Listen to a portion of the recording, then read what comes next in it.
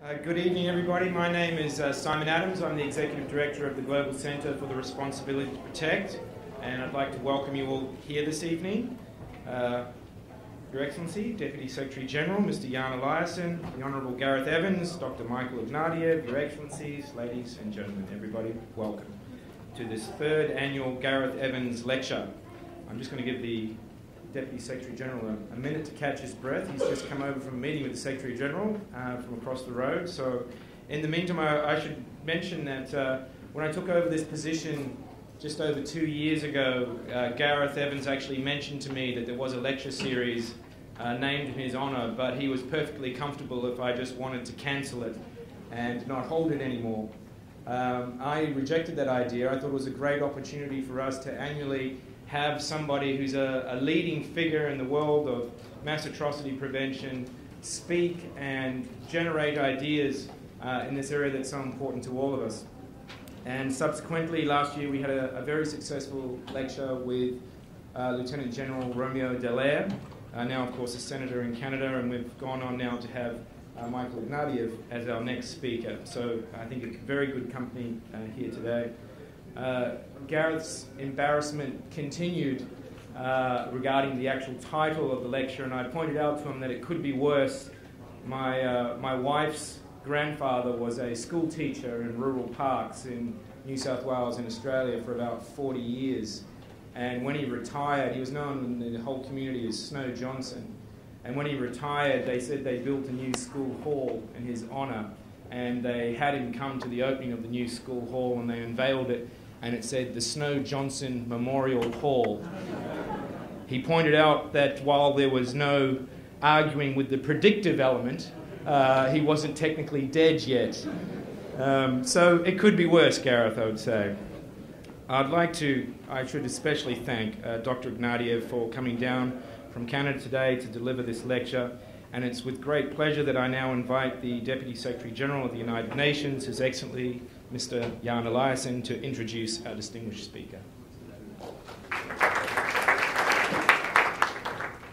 Thank you, Simon. Very glad to see so many of you coming to this lecture. For me, it was quite a drastic change from discussing chemical weapons in Syria about half an hour ago, and now via smorgasbord be reminded of my heritage coming to the Scandinavian House. Thank you very much. You made it comfortable for me. Thank you very much. We're in for a treat tonight. We will listen to Michael Ignatieff, the eminent personality with great background in both the Responsibility to Protect, but also in some of the most penetrating discussions about the responsibilities not only to protect, but responsibilities of states. And not least, I appreciate what you have been saying and writing on human rights through the years. And I'm, of course, extremely happy to see my dear friend, former Foreign Minister colleague Gareth Evans here in this hall, a person who always brings a lot of energy into a room. For you not to be able to speak here tonight must be quite a sacrifice. And we are such great friends that I can say in front of all of you, he's a person who has not been deformed by diplomacy.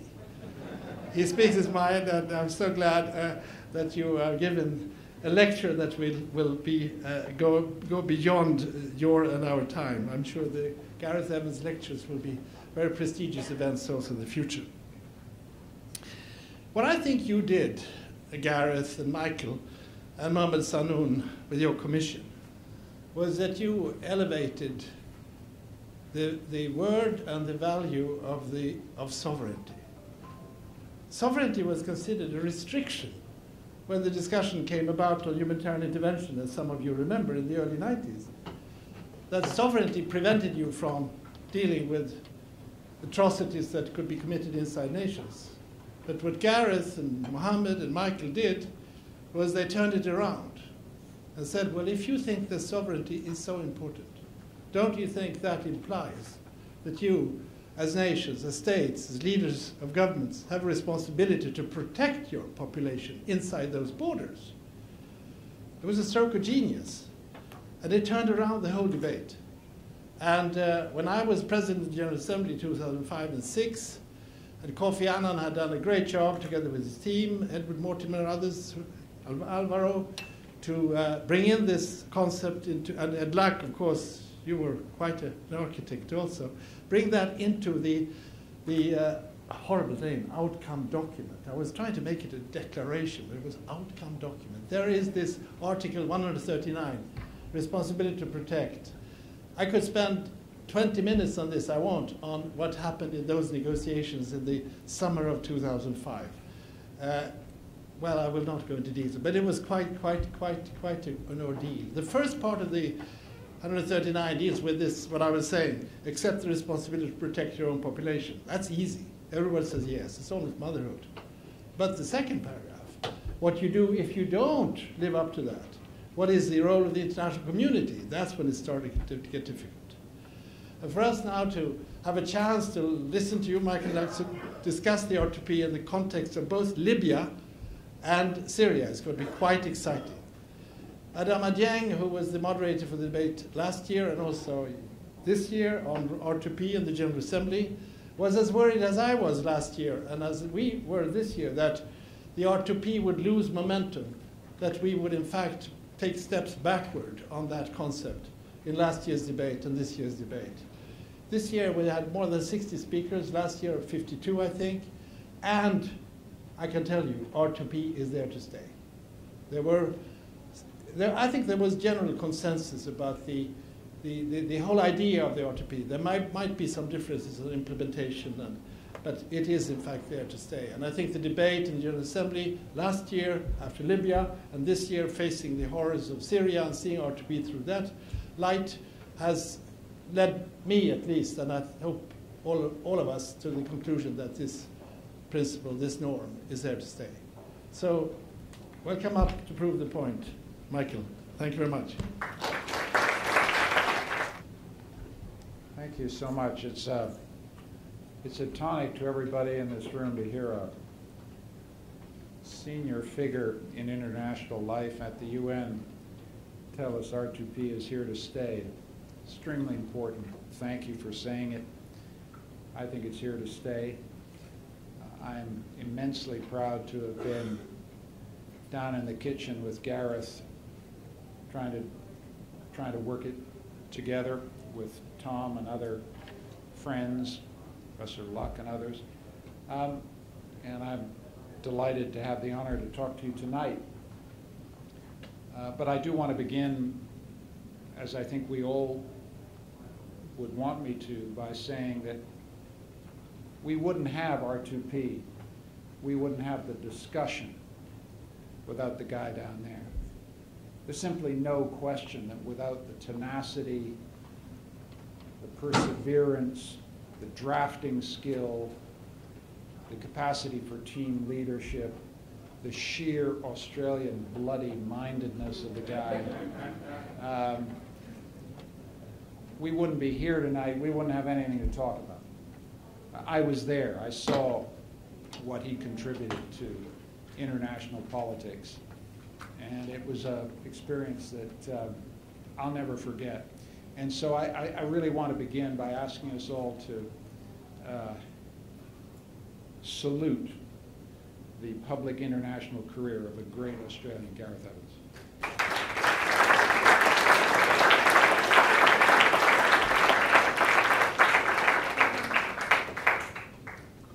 As we gather tonight, we are at a historic moment, it seems to me.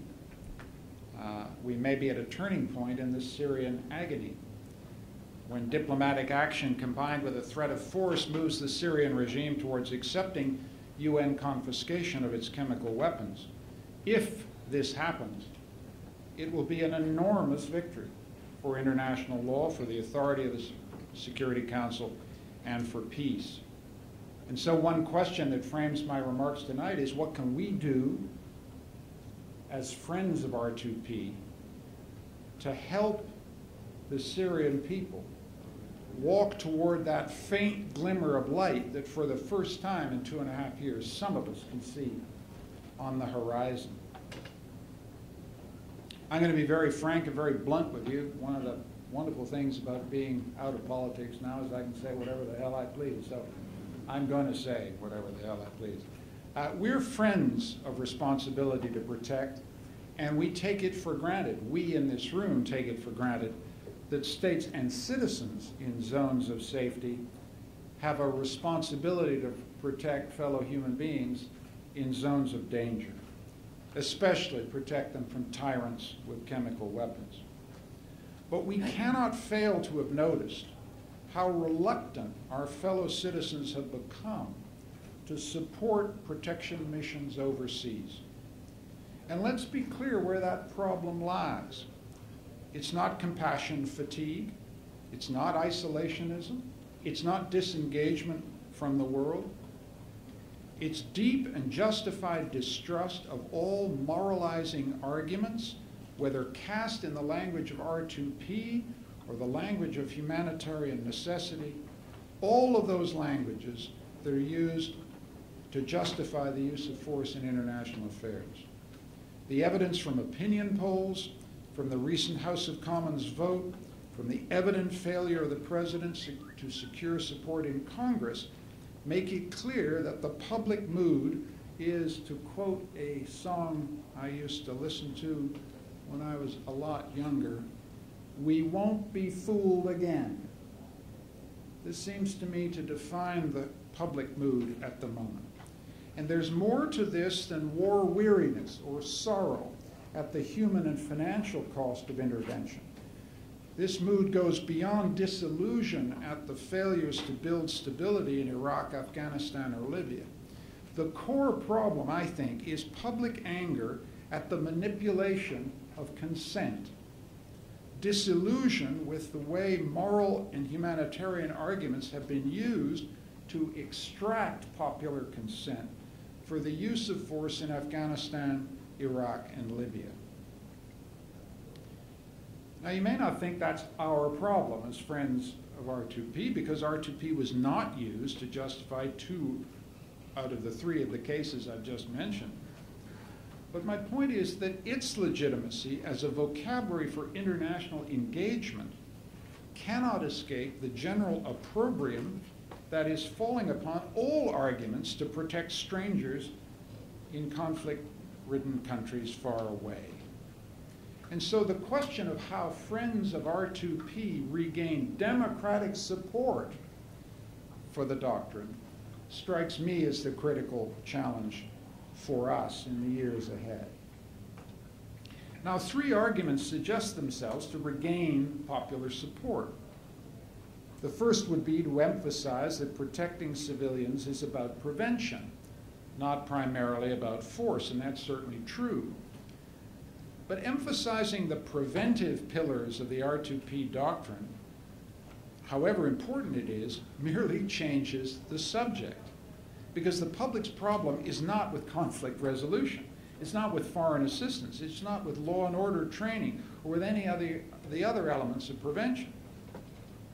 The public's problems is with the use of force. And the real challenge, I think, is to show that R2P is not an apologia for the use of American power in the service of regime change.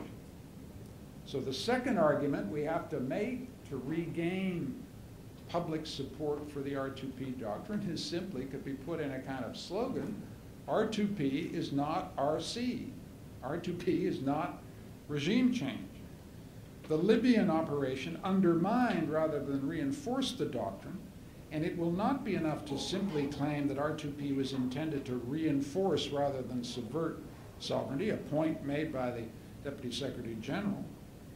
We need to articulate a strategic doctrine that focuses use of force exclusively upon the goal of civilian protection and accepts the limitation in acceptable objectives that follows once we put civilian protection first and last as the sole legitimate use of force.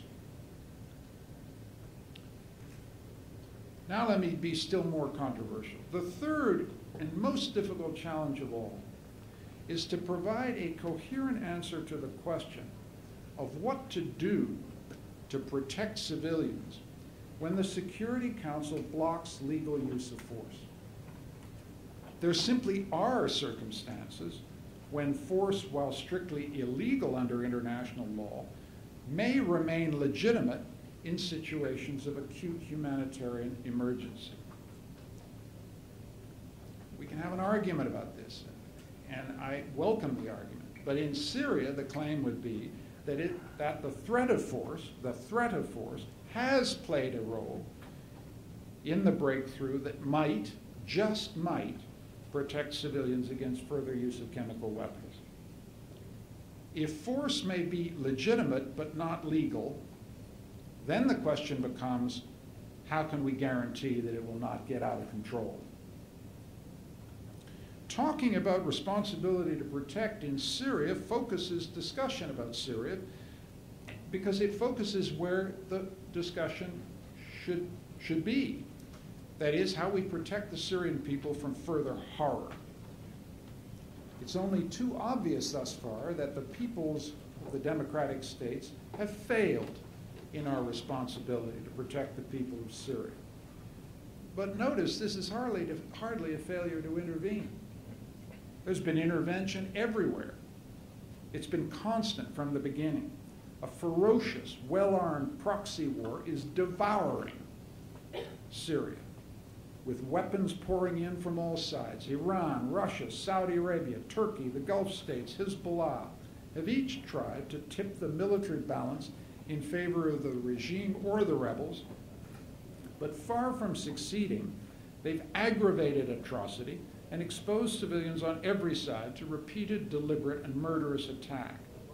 If our goal is to protect civilians, R2P clearly suggests that further supplies of weapons to any side will only make matters worse.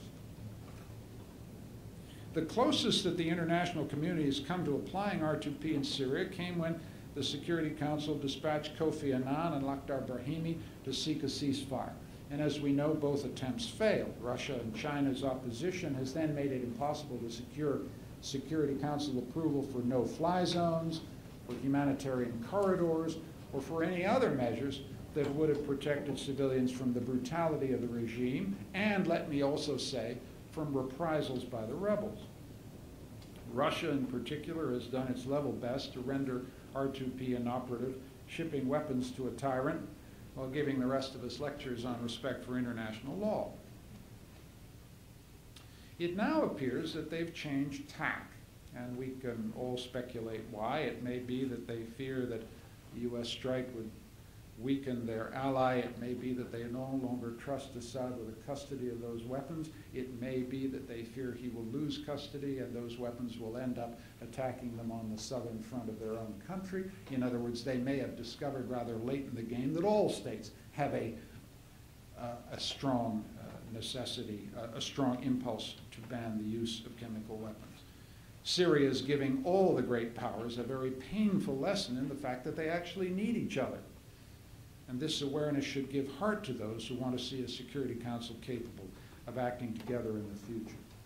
And of course, R2P should figure prominently in any Security Council resolution justifying action against chemical weapons, because R2P is directed against any use of weapons of terror against a civilian population. But let's be honest with ourselves here.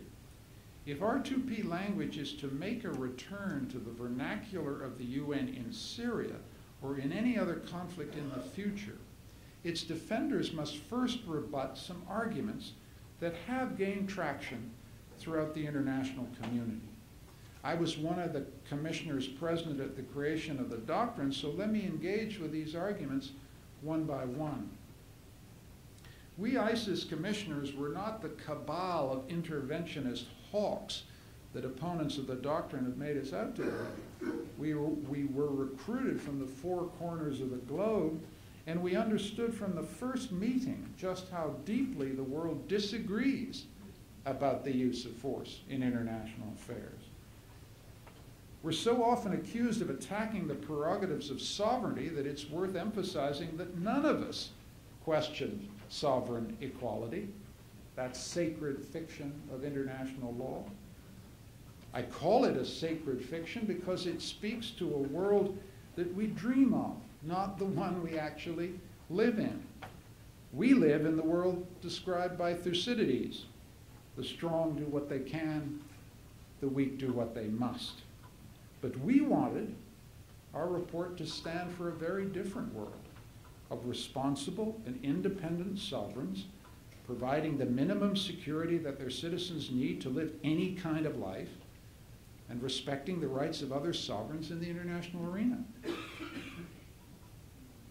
Our mandate as a commission was to close the gap between legality and legitimacy that had opened up in 1999 over Kosovo, which, as you'll remember, was an operation to stop mass killing and ethnic cleansing that had widespread moral support and political support, at least among Western democracies, but lacked the legal sanction of the Security Council. I also served on the International Commission sponsored by the Swedish government that made the determination that the Kosovo exercise had been illegal but legitimate. Over Syria, the gap between legitimacy and legality has reemerged in sharp relief. And I think we need to rethink our approach to that gap once again. But let's just review what the ISIS Commission said about legality and legitimacy and how we reframed the debate. In discarding the right to intervene in favor of the responsibility to protect, we sought to shift the focus of the legitimacy-legality debate, as the Deputy Secretary General has already said, from intervention to sovereignty, and to insist that a regime forfeits its sovereign immunity if it commits genocide, war crimes, crimes against humanity, or mass expulsions.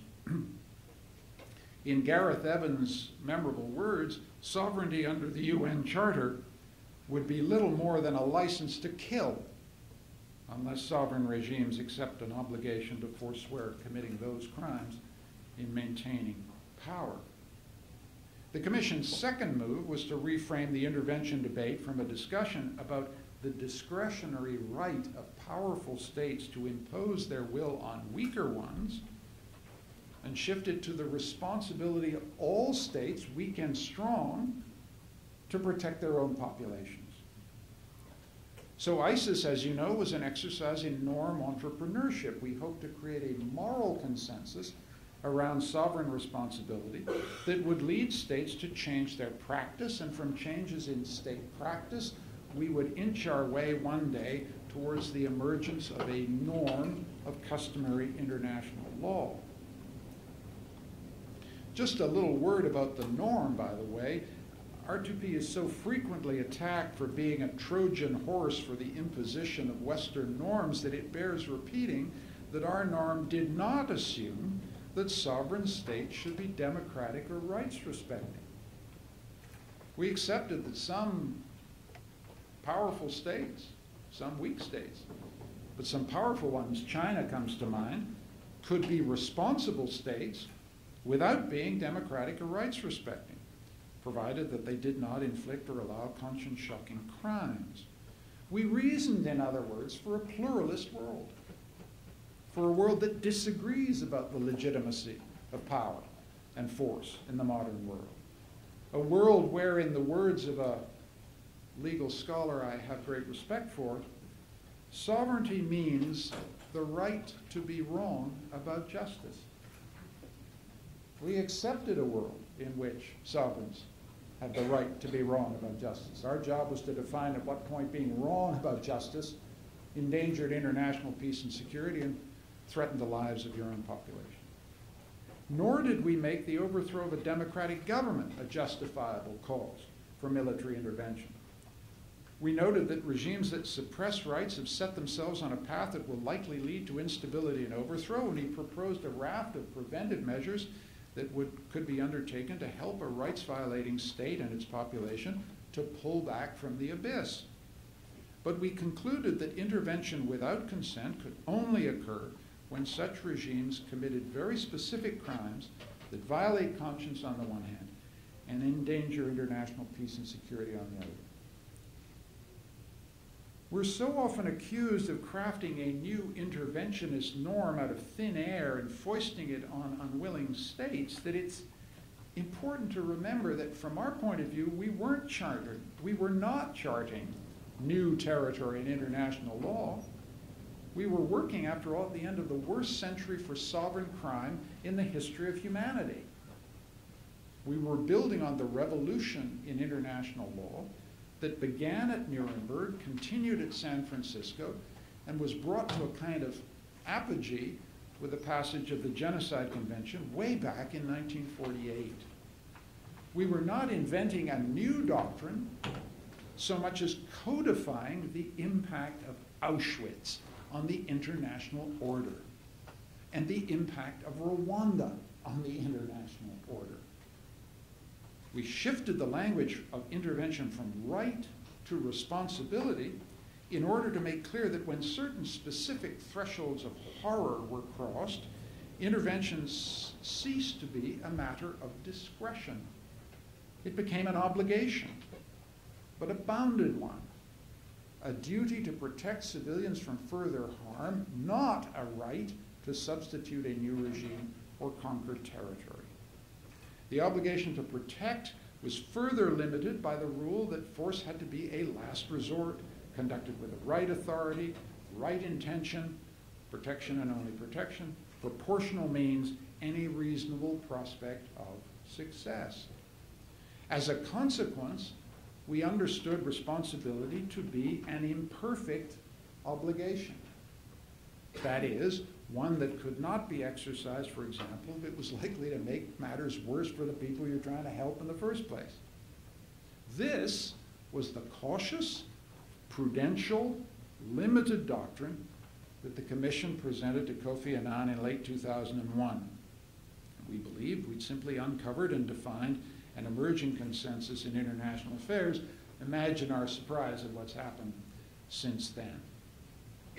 Notwithstanding the World Summit Outcome document of 2005 endorsing R2P, which was referred to earlier, and Security Council resolutions since endorsing civilian protection missions in Cote d'Ivoire, Mali, Sudan, and the Congo, R2P, it must be said, remains a contested norm in international politics. But let's be clear about what's being contested. Very few states, almost none, reject the idea that state sovereignty is conditional on a few essentially negative responsibilities. All other states, including Russia and China, have voted in favor of the R2P norm that a regime that commits crimes, certain crimes, risks forfeiting its sovereign immunity. Where the R2P norm is contested is in its enforcement, when it's used to justify military force. My point here would be that friends of R2P, and I think we're friends in this room, should be neither surprised nor disappointed by this fact of international life. Some regimes are simply always going to oppose military intervention, no matter how compelling the case. R2P will cut no ice with these states and with these peoples.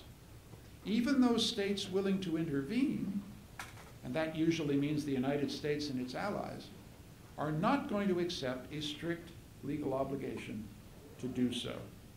Decisions to use force are irreducibly political ones. Those who take them must pay the consequence and must answer to their publics for the cost. And so they are unlikely to ever surrender political discretion to the authority of law in this ultimate domain of political power. And for these reasons, in my judgment, R2P does not have the status of customary international law. So what force does it have?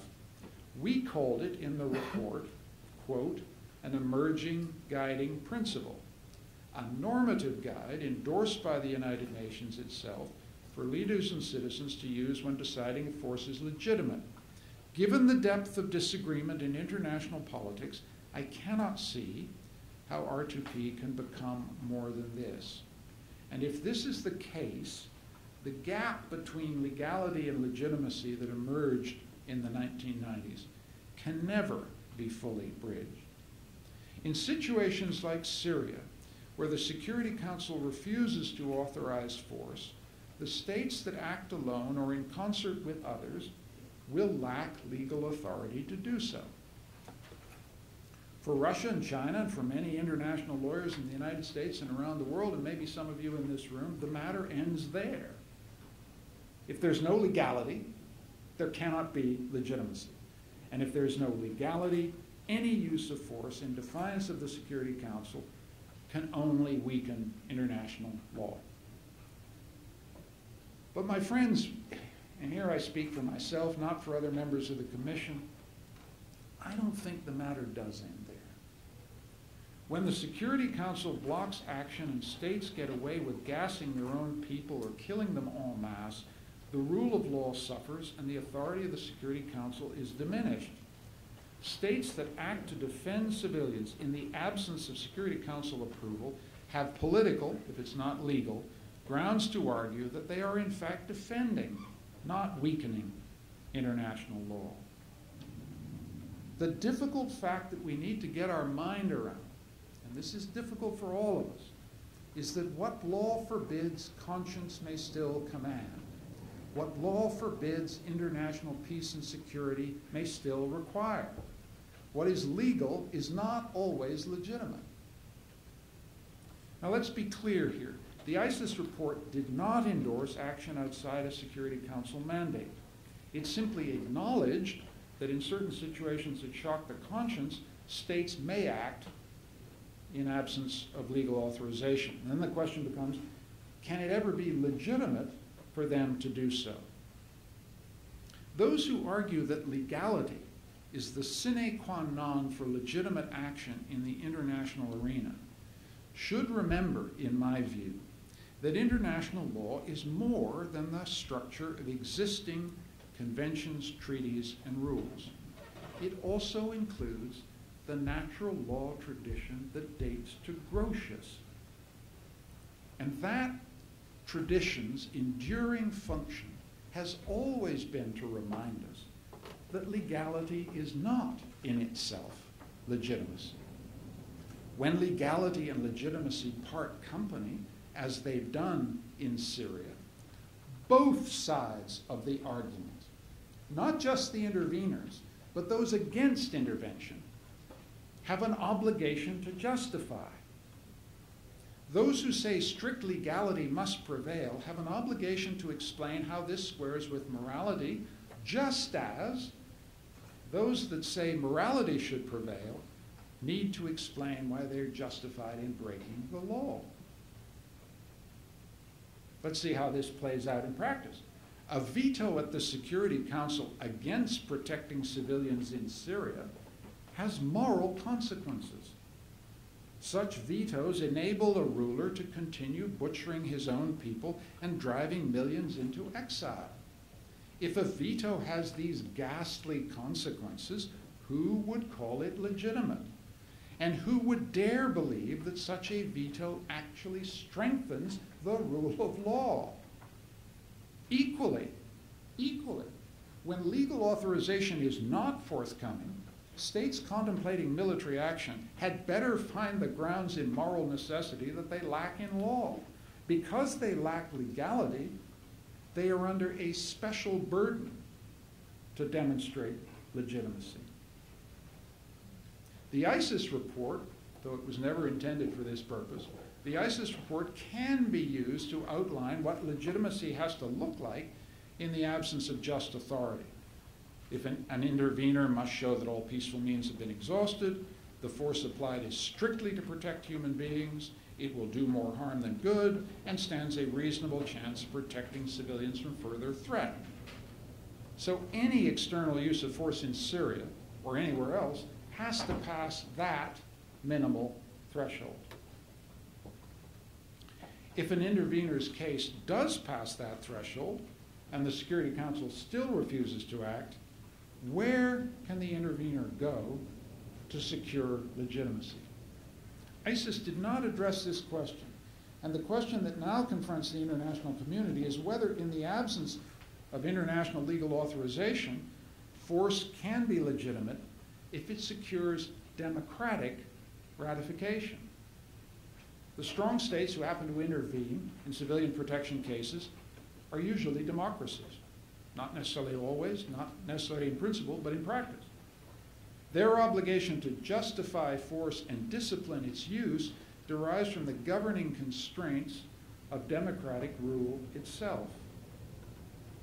In the United States, painful experience with Vietnam led to the passage of the War Measures Act of 1973, which authorizes the president to use force to protect the country against imminent or actual attack but requires him to seek congressional approval for any protracted use of force in a situation that does not threaten national security. The President's recent decision to seek authorization from the Congress, in fact, seeks to substitute democratic legitimacy for international legality. But there's a price he has to pay if you make that move, because it's the duty of Congress to impose legal limits on the force that can be used. Congress can require the President to pledge that he will not put soldiers in harm's way. For good or ill, democracies will not legitimize force unless risks to its own people are minimized. And even when that guarantee is made, leaders may still fail to secure authorization, as we saw when the matter came to a vote in the British House of Commons. The British vote in the House of Commons shows that when democracy becomes the venue for testing the legitimacy of force, the bar of justification is actually set quite high. Of course, we all remember that democratic consent can be manipulated, as it was over Iraq in 2003, but once bitten, twice shy. Democratic peoples have drawn bitter lessons from that experience, and that's only raised the bar of justification still higher. Democratic legitimacy, just so it's clear, is not a substitute for international legality. I get that. But it does perform one of the critical functions of law, which is to subject the resort to force to legal control and authorization. If, as we can expect, the Security Council might be deadlocked in the future in R2P cases, democratic accountability might become the sole remaining method to evaluate, approve, or reject cases for protection under the R2P mandate. One of the things we all need to think about is that democratic people's reluctance to use force is actually not a passing phenomenon. I don't think it's contingent on the catastrophe of Iraq or the quagmire of Afghanistan. I think Immanuel Kant was right a couple of centuries ago. When people themselves bear the cost of war, they've shown themselves remarkably reluctant to authorize it when they're given the chance to do so. It's hard to avoid the conclusion, which is important for the future of R2P, that once democratic consent becomes a condition for intervention, force will be rarely used indeed. My point would be, this is as it should be. But for friends of R2P, that means the doctrine may founder with a reluctant public unless we engage directly with their well-founded suspicion towards arguments that try to cast use of force as a moral necessity. I think the chief challenge to the democratic legitimacy of R2P relates to the fear among the public that it commits democracies to overextended, overambitious, and hubristic exercise in regime change. This, I think, was the key doubt raised about the Libyan operation, and it remains the central question in Syria. If R2P, and it poses enormous problems for its successful implantation within the UN system itself. If R2P requires regime change, it risks losing the doctrine any remaining support that it enjoys among states. But if R2P forswears regime change, on the other hand, can it ever actually protect civilians? This, it seems to me, is, I simplified the dilemma, but it's, I think, where we could be. And it's not enough to save R2P by arguing that the doctrine seeks to strengthen rather than undermine sovereignty. True enough. But when preventive measures fail, when the immovable force of a regime fighting for its survival confronts the irresistible object of a civilian insurrection, the question for outsiders necessarily becomes whether to bring the regime down. Such was the case in Rwanda, Kosovo, East Timor, Libya, now Syria. In all these cases, all sides of the conflict attempt to game the conscience of democratic peoples.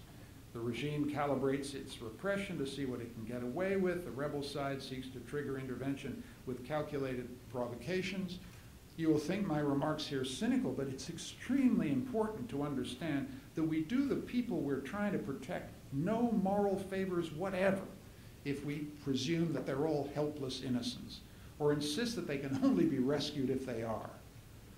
Intervention, therefore, can only proceed when impartial observers like the UN inspectors have established authoritative responsibility for the crimes that trigger intervention. At some point, repressive states game the conscience of the world once too often. They cross the red line that separates suppression from mass murder.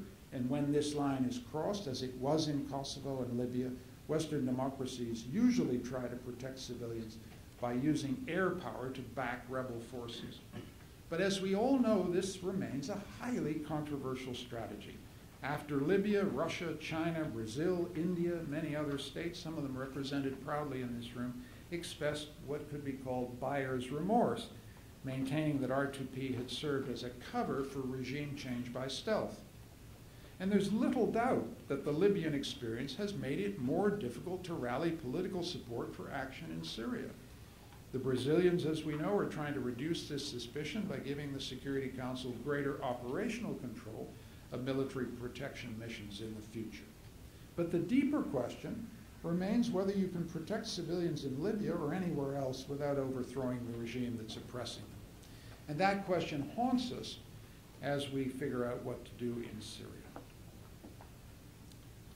After 2.5 years of proxies pouring in weapons, it's hard to imagine how any external intervener, and that includes the United States, can hope to tilt the military balance decisively and force the regime to surrender.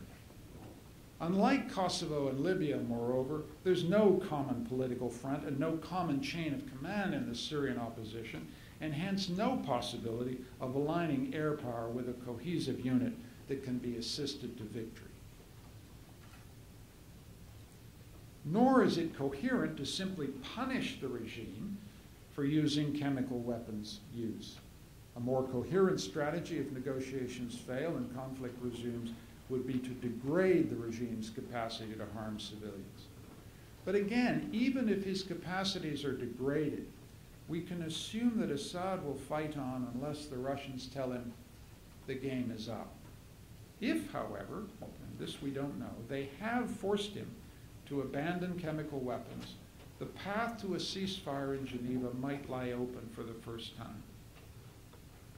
But a ceasefire is impossible, in my view, unless all external interveners supporting the proxy war begin to understand that neither Assad nor the rebels is going to emerge victorious, and that the longer the conflict goes on, the more harm it does to civilians, to international peace and security, and even to the interests of the major powers in the region. From stalemate, in other words, from stalemate comes a ray of hope. The hope that all the external sponsors of the conflict will begin throwing a blanket over the fighting and reduce weapons supplies to all sides. A strategy of asphyxiation could be followed by concerted great power pressure at the United Nations for a negotiated ceasefire that would leave each party in possession of what they already hold. If no one can win it all, it's just conceivable that they will settle for what they already have. The result would be a cantoned and divided Syria, with Assad still in sovereign control, but with effective authority in the north and east in rebel and Kurdish hands. Leaving Assad in place, in other words, may be the only way we can protect civilians from carnage without end. Let's be very clear about what I just said. An uglier trade-off between peace and justice is harder to imagine than that. But here's the point. R2P privileges the protection of civilians over regime change, and especially in situations where continuing to demand Assad's departure in the absence of any effective means to get him to do so has become an empty threat and an even emptier strategy. In other words, the protection of civilians in Syria, the vindication of R2P as a doctrine, depends on the resumption at the earliest possible opportunity of ceasefire negotiations in Geneva. But keeping the threat of a limited targeted strike on the regime while the chemical weapons negotiations continue is essential both for a chemical weapons agreement and for sustaining the momentum necessary for an eventual ceasefire. All of this may be a faint hope, but it's the direction, in my view, in which Western policy should be headed, because the alternative is clear to us all. Years of civil war, death, desolation, and destruction for a great people. The prize, successful cantonment of the weapons and an eventual ceasefire is not merely an incalculable good for global security and for the lives of untold Syrians. It's the success we friends of R2P desperately need in order to reinvigorate democratic faith in the capacity of the international community to protect civilians from tyrannical brutality. In conclusion, one of the things we need to say to our reluctant fellow citizens is what their world would have looked like if R2P had been acted on as the Syrian catastrophe began. Imagine what would have happened if the doctrine had been applied when Assad Shabiya first began arresting and torturing children for scrawling graffiti on a school wall. Imagine that the Security Council had issued a warning to Assad that his internal repression threatened international peace and security. Imagine the Security Council giving Brahimi and Annan the authority to bring the parties together before the conflict had exploded into full-scale civil war. Imagine that the Russians had told Assad that they would not continue their support unless he agreed to take part in a national dialogue of reconciliation leading to free and fair elections. Imagine that Assad had either decided to stand for those elections or depart to honorific exile, provided that regime followers and minorities like the Alawites were guaranteed protection through the presence of a UN force. Imagine in the midst of those dolorous transitions in Libya, Tunisia, and Egypt, an international community for once deserving the name and acting as one. Imagine it working together to guide a troubled Syria back from chaos towards a shared destiny as a free people. There's a purpose here in imagining this alternative to the tragedy that's played out before our eyes. It is to fix responsibility where it lies, in the intransigence of a tyrant who chose his survival over that of his people, in the refusal of China and Russia to put pressure on Assad to change his calculus until the last moment, the reluctance of the United States to issue a credible threat of force in time. If missed opportunities glimpsed in retrospect are particularly bitter, they point us as well, next time, towards the world we should be fighting for, a world where at last responsibility to protect can do the job it was meant to do. Thank you.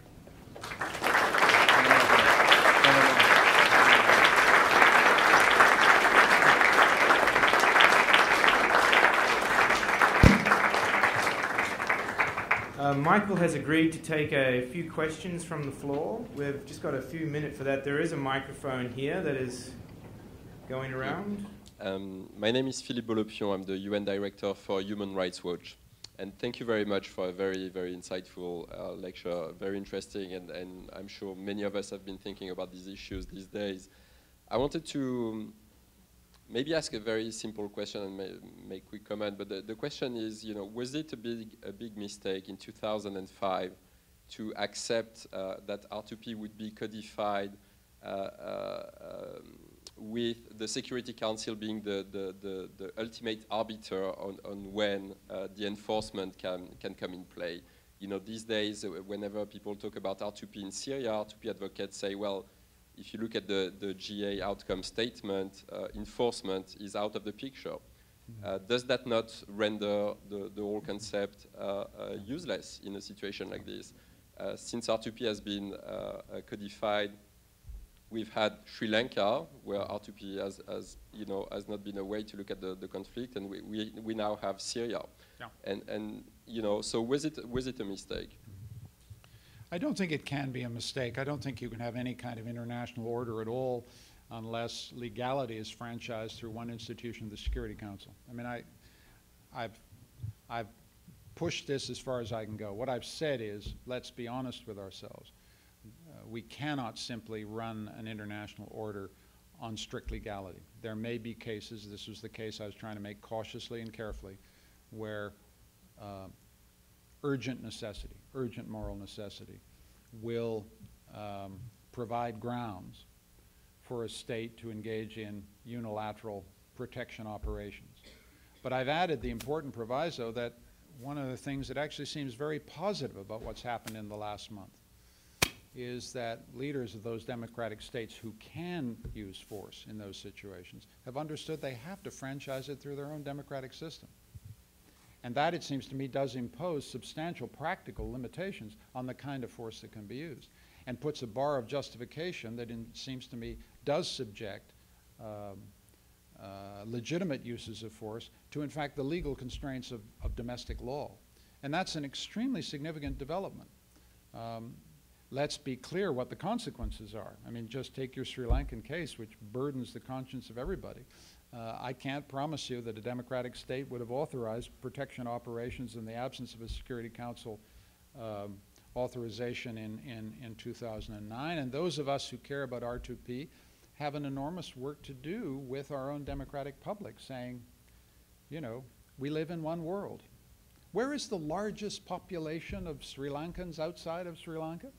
It's in my hometown, right? That's the world we're in, right? And so R2P is not just the preserve of the distinguished experts in this audience and the preserve of the Security Council.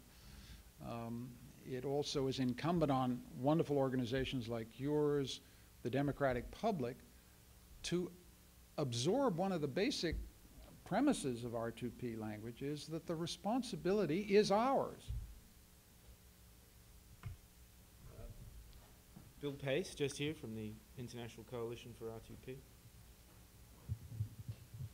Thank you. A couple of quick points. One, I think we would benefit sometime to have the discussion that John Eliasson mentioned that he didn't have time to get into, of what happened in the summer of 2005.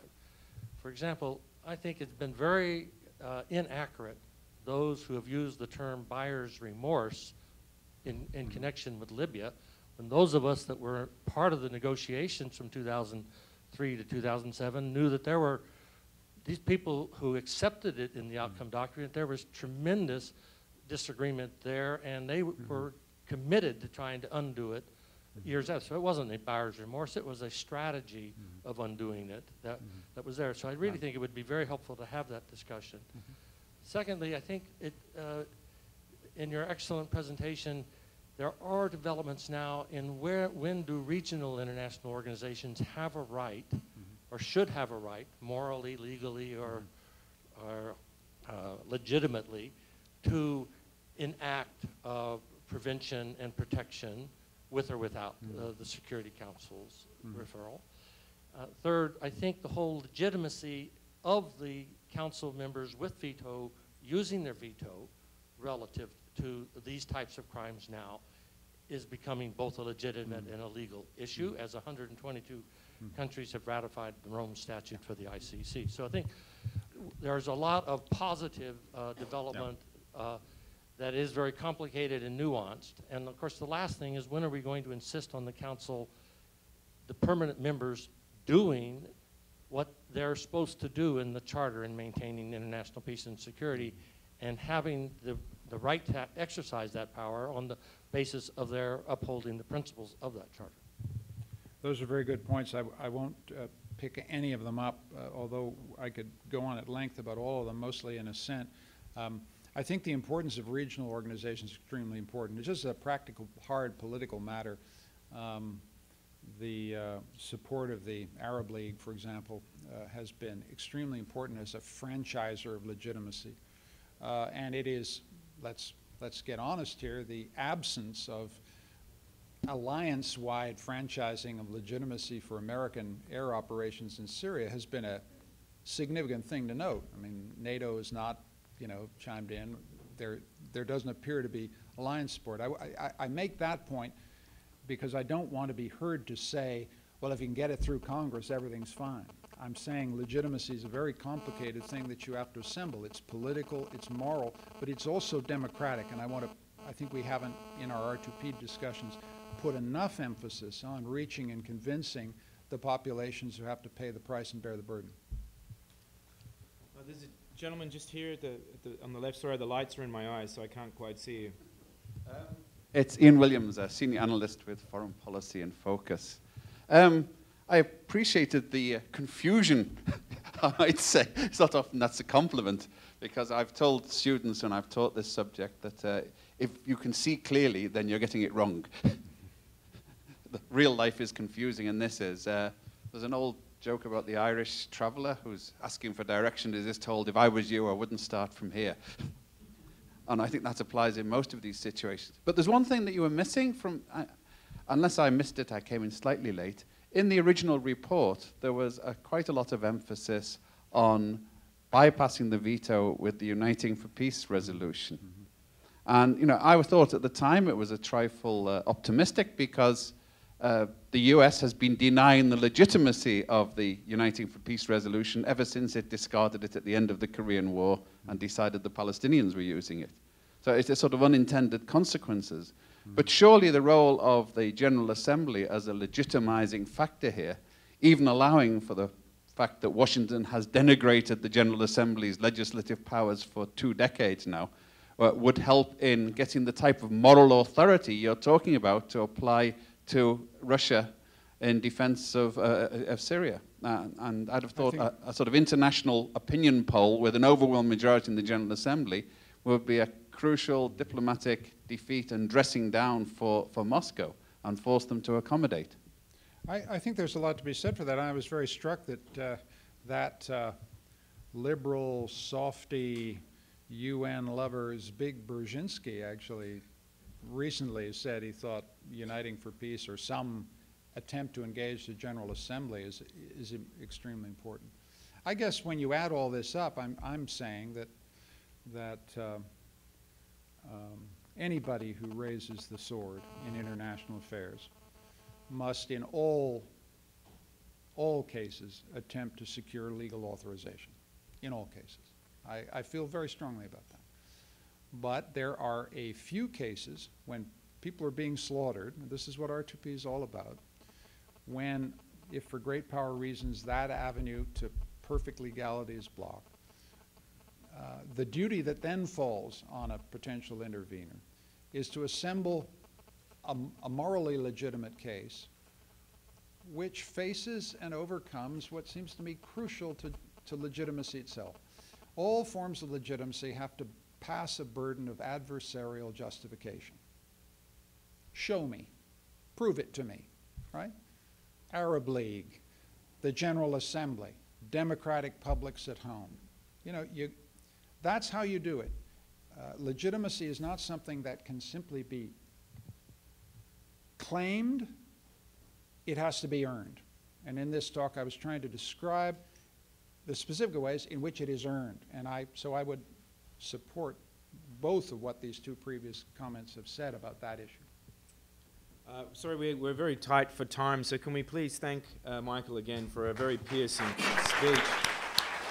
If you want to grab a seat, and you get Gareth to come up. And I'm going to invite to the stage Gareth Evans, who is going to give a vote of thanks to Michael. Jan Eliasson suggested at the outset that I was subjected this evening to a kind of Trappist vow of silence. Well, he clearly doesn't know me as well as he thought.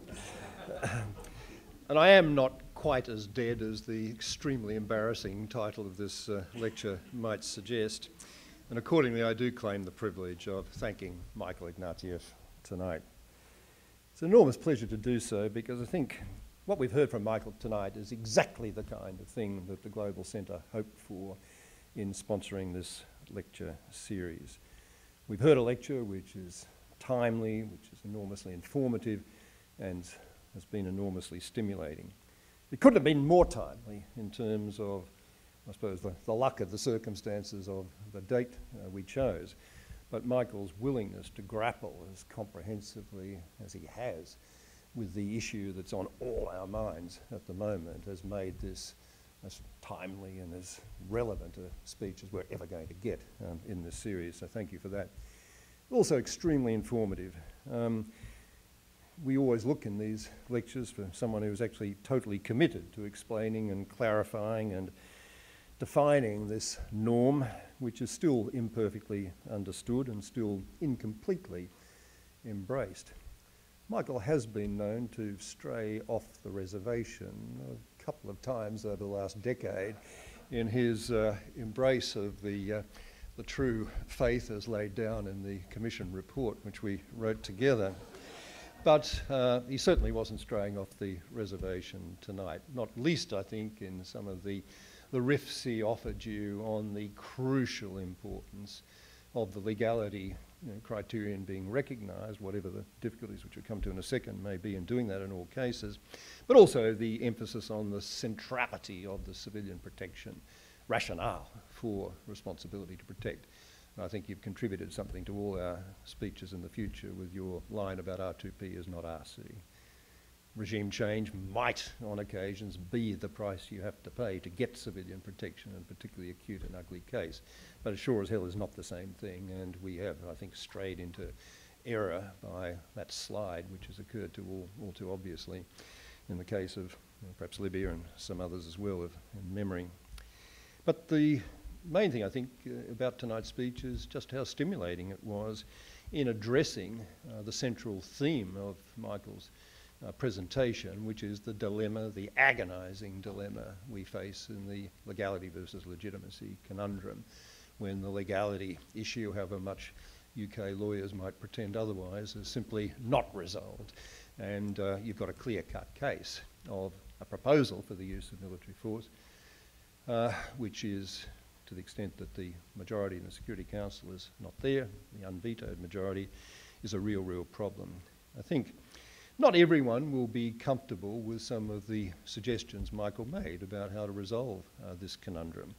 Not sure that everyone in particular will be comfortable with the suggestion that what is really helpful in resolving this conundrum is focusing on what's going on in the major Western democracies. I think a rather more instinctive reaction probably of many people in this town might be that what matters more is what's going on in the larger community of nations, and the kind of point about testing the democratic voice in the global community, in the General Assembly or elsewhere.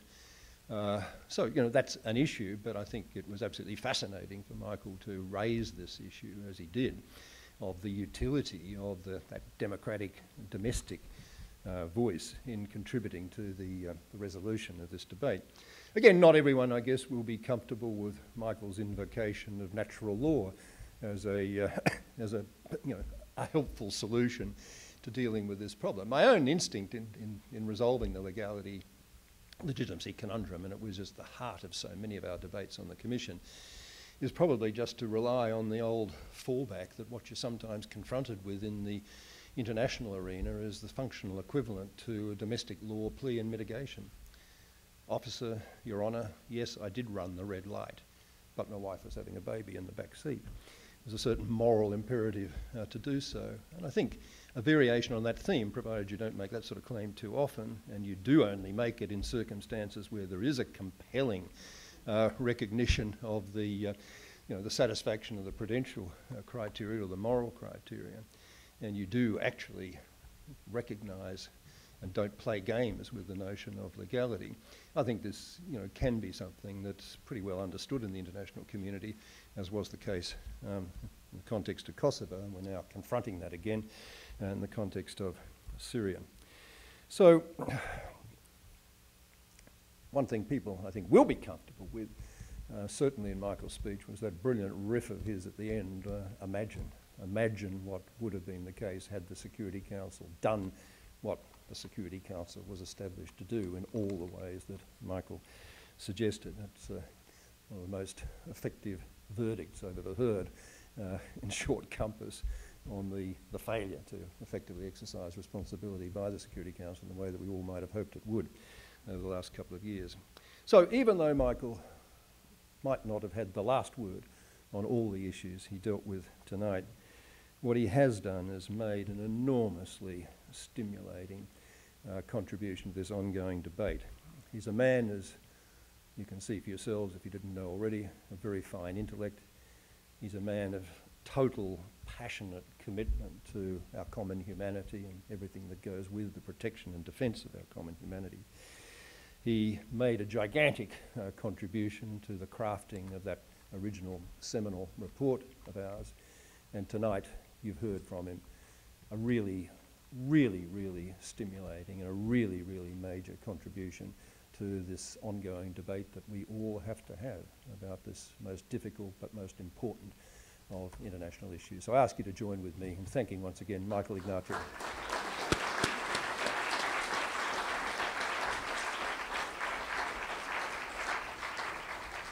Just before we finish up, we are all amongst friends here, but it would be remiss if I didn't mention two colleagues who are here who we work with all the time, the Undersecretary General and Special Advisor for Prevention of Genocide, Adama Dieng, and of course the new Special Advisor for the Responsibility to Protect, Professor Jennifer Welsh, who is here for her first Gareth Evans lecture. I thank Gareth for allowing us to have this lecture named after him, and thank the Deputy Secretary General for honouring us with his presence, a great friend and a great champion of the responsibility to protect within the UN system, and a patron of the Global Centre as well. Thanks, Michael, for an incredibly stimulating and piercing critique there of where we're at in this particular historical juncture. And of course, thank you all for turning up. It doesn't happen without you as well. So thank you, everyone.